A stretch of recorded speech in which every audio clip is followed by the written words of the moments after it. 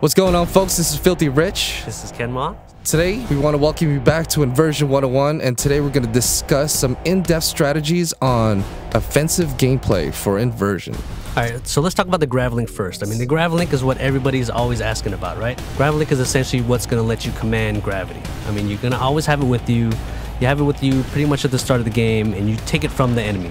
Take it, use it as a tool of revenge, right? It's going to let you do all these cool things, and Gravlink itself is actually a weapon. So the Gravlink is a weapon, so just in case you didn't know, use the Gravlink, experiment with it, pick things up, and show it all around. Let's talk about the combinations that you can use with the Gravlink. So right now, an example that I want to jump into is the use of the Gravlink and low gravity. So the Gravlink is strategic. You can't use the Gravlink anywhere you want. What you have to do is you have to kind of plan out exactly where and how best to use this. So for example, when you're starting out in the game, you're probably going to have about 2 or 3 shots of low gravity. So what you can do is you can use that on that sniper that's hiding behind cover. You can pull him up out of cover, and then you can use that as a way to distract him. His aim isn't going to be as good.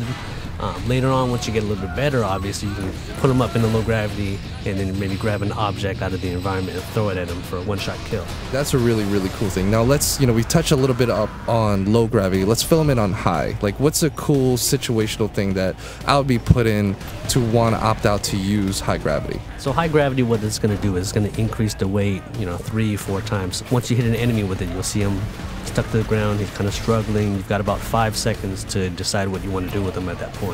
So, for example, Rich, I know if you're really good at up-close combat, you're just a master of the shotgun. What I can do is I can hit him with heavy gravity. He'll be stuck to the ground, and I can just count on you to run up and take care of him.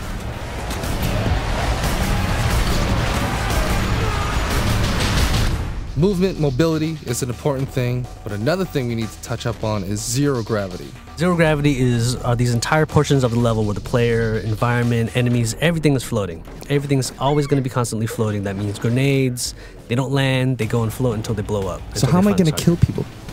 Easiest way, instead of trying to flank them, you can flank them normally, right? You can kind of bounce between objects with your Gravlink. Gravlink will actually pull you toward, almost like a grappling hook. It'll yank you towards an object. Once you start getting pulled toward this object, you can take out your shotgun, you can take out your sniper rifle, then you've got these cool mid-air battles where you're just kind of shooting at your enemy, and they'll be doing the same thing to you. So it's not uncommon to be darting back and forth and trying to get that, line up that perfect shot, and it looks cool and it plays great. So the next thing that we're going to cover is vector shifts.